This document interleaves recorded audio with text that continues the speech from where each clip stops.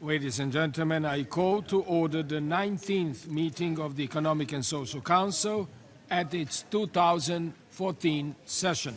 It's clear that sustainable urbanization is the grandest of the grand challenges we in the world, in the entire world, not just in cities, in the entire world face. We will live or die, we will succeed or fail on the strength of our cities. Cities are key, as we've heard, to energy efficiency, dealing with climate change, ameliorating poverty, promoting inclusive development, growing our prosperity, generating jobs. We have a lot of work to do, and we're not prepared to do it. And I think my main message to this body, and I'm sure Mr. Close will echo this far more profoundly than I will, is that we have to put cities and sustainable urbanization at the very top of this body's agenda moving forward from 2015. If we fail to do that, we will encounter great problems. Now, cities and urbanization promise great things. There is enormous opportunity. Urbanization promises to lift living standards, to create economic opportunity, to raise GDP. But left to its own devices, as the mayor and others have said, it will not deliver the goods.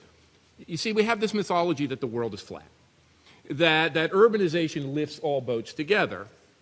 No. What's actually happening is that urbanization is lifting the biggest and most well-prepared boats the most, the New Yorks, the Londons, the Parises, across the globe, while other cities come up, but some sink. And then within our great global cities, we see levels of inequality, of socioeconomic segregation that we haven't seen for the past century. Our new economy, our global economy, our technology economy, our knowledge economy, as much as the promise is to lift us up, it is lifting some of us up, but leaving many behind. And that's why, we believe, and many of these myths are important. Cities can save themselves if only mayors had more power, if mayors ruled the world, a book I quite enjoy.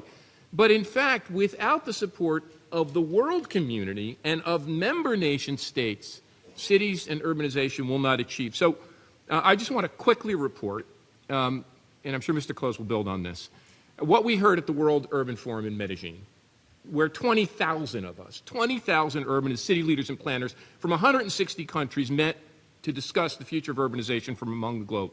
What we heard forthright was the need for this body to make sustainable urbanization and cities a centerpiece of the new Sustainable Development Goals. Eugenie Birch, who heads the World Urban Campaign, called for this. She said that cities and all human settlements, both in the advanced and developing world, are critical. They are crucial for us to address all of the problems of climate change, poverty that rich and poor alike face. The Medellin Declaration, which approved and released at the close of the forum, called for a sustainable development goal that promoted urbanization, that promotes comprehensive and participative planning, greater social cohesion, gender equality, balanced land development, more urban resilience to climate change, and safe and affordable transportation. We very much need this goal. You see, I said this. Of all the grand challenges we face, that challenge of climate change, of mitigating natural disaster, of ameliorating poverty, of generating prosperity, of mitigating inequality, they all come down to how strong our cities are. The only way we will move to a model of greater prosperity, more inclusive growth, greater resilience, which to make our cities stronger. And here's the rub. And here's why we have so much work to do. I've been in this field for 25 years. I try to work on and understand global cities. We have no data. Now, you may think that's a simple, small-scale problem. We have no data to compare what works and what's not. For nation states, we have national income accounts, economic input-output tables. We have nothing. So one thing we have to work on, and this body can help so much with, is creating standards and helping to fund the development of systematic and comparable data on the cities and regions of the world. Without that, we have nothing to calibrate against. The training and development infrastructure we need to build. We have a tremendous training and development infrastructure for engineers, for medical doctors and physicians, for heads of state, for parliamentary delegates. We have literally nothing to prepare mayors and civic officials. Yes, we have that in the advanced world, but around the global economy, we have nothing to prepare and train people to take on these challenges. How are we going to make sure we invest in things that work? How will we calibrate this? As was mentioned, We're going to build 60% of our infrastructure over the next 50 years. We're going to spend more trillions of US dollars or euros building cities in the future than we ever have before.